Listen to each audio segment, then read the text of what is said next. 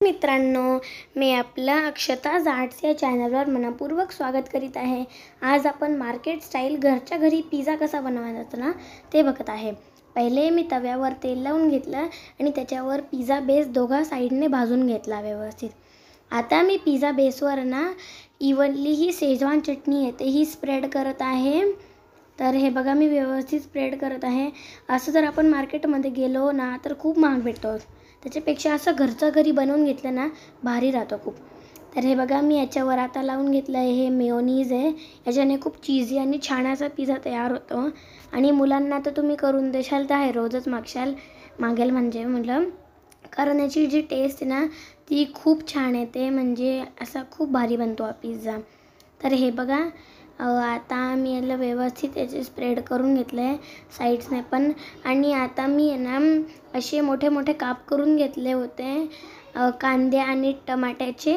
तर हे बघा मी याच्या ना अशा काप जे केले होते ते मी ना व्यवस्थित लावून घेतले। आता या पिझ्झावर मी लावून घेते, म्हणजे अशी डिझाईन सारखी मी बनवते याच्यावर, ते छान दिसले पाहिजे असे मी स्क्वेअरमध्ये कापून घेतले होते। ते जे टमॅटो आणि जे कांद्याचे हे होते स्लाइसेस स्क्वेअरमध्येच कट करून घेतले होते मी। बघा व्यवस्थितपणे लावते मी, बघा आता हे बघा इथं माझं लावून झालं आहे।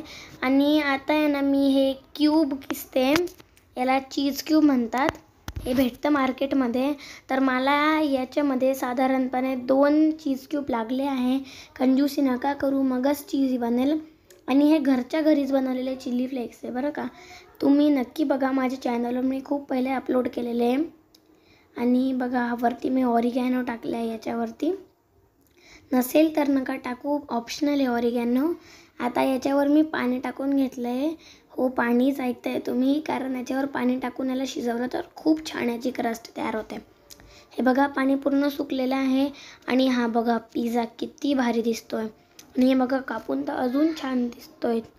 आणि तुम्हाला कशी वाटली रेसिपी, आवडली असेल तर लाईक करा, चॅनलला सबस्क्राईब करा आणि शेअरही करा बरं का। धन्यवाद, बाय बाय।